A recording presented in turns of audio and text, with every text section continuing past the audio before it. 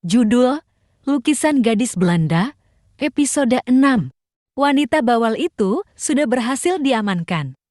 Aku menghipnotisnya supaya lupa tentang kecurigaan yang ditujukan kepadaku. Hahaha, dia curiga kepada orang yang salah. Belum kenal Asman, sih.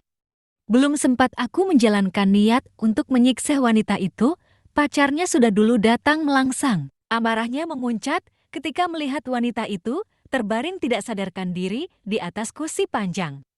Buah! Tanpa aba-aba, dia langsung memukul tepat pipi di sudut bibir, tetesan darah keluar dari sana. Aku mengelapnya, lalu maju dan memukul tepat di perut pria itu. Keras, dia sepertinya tidak merasakan kesakitan berarti. Malah tanganku yang mulai mengerut ini memerah dan sakit itu perut atau beton. Pria itu maju, dia membalas memukul perut tepat di bawah tulang paru-paru, badan refleks termundur, kaki sudah tidak kuat menahan keseimbangan dan hampir saja jatuh. Perutku terasa senat dan sesat.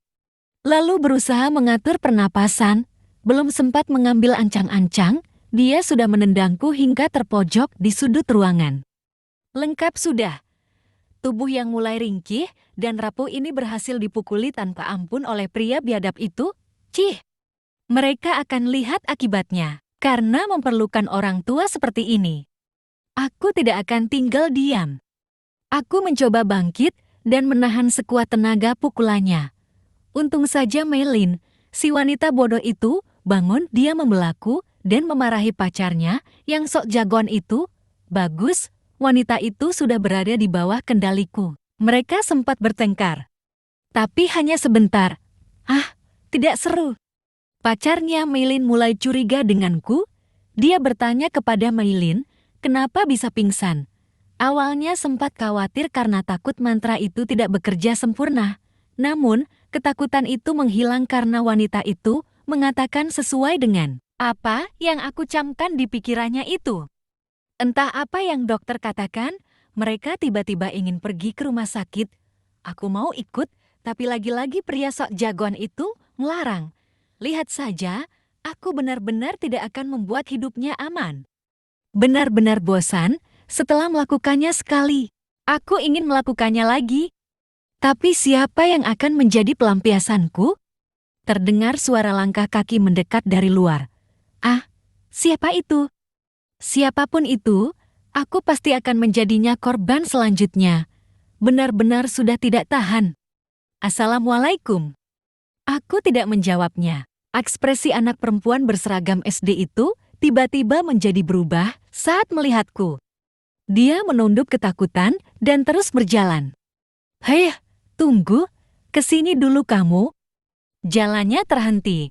Tidak berani memandang wajah ayahnya, bahkan mendongakkan kepala. Kesini.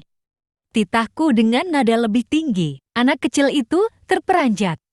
Dengan langkah ragu, dia mendekat ke arahku. Iya. Ayah, ada perlu apa? Tanyanya dengan nada sangat pelan sampai bibir itu tidak terlihat bergerak sama sekali. Ikat kucingmu dan bawa ke sini. Tapi ayah, suara anak kecil itu terdengar parau. Dia sedang menahan air matanya agar tidak tumpah dan membuatku semakin bertindak gila.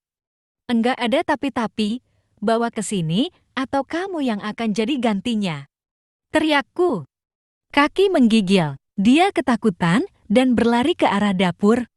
Kemudian memanggil-manggil nama kucing kesayangannya itu. Aku mendengar suara kucing itu tiba-tiba menjadi nyaring. Mungkin dia sedang mengikatnya. Tidak lama, gadis kecil itu datang kepadaku sambil membawa kucing berbulu oranye yang terikat di tangannya. Jangan pergi. Tunggu di sini dan lihatlah. Aku mencegah gadis kecil itu ketika dia melangkahkan kaki dengan cepat, hendak meninggalkan ruangan ini setelah menyerahkan kucing itu. Langkahnya terhenti, dia memandangku dengan mata yang sembab dan merah, mungkin habis nangis. Dapat terlihat dengan jelas, ada ribuan kebencian di dalam bola mata kecil berwarna coklat itu. Padahal di keluarga kami tidak ada yang bermata coklat seperti itu, entah anak siapa. Aku curiga ibunya berselingkuh di belakangku, karena itulah aku selalu menyakitinya setiap kali melihat mata itu. Aku mengambil silet yang selalu ada di saku celana dan memainkannya di badan kucing berukuran sedang itu, mulai dari memotong sedikit kakinya.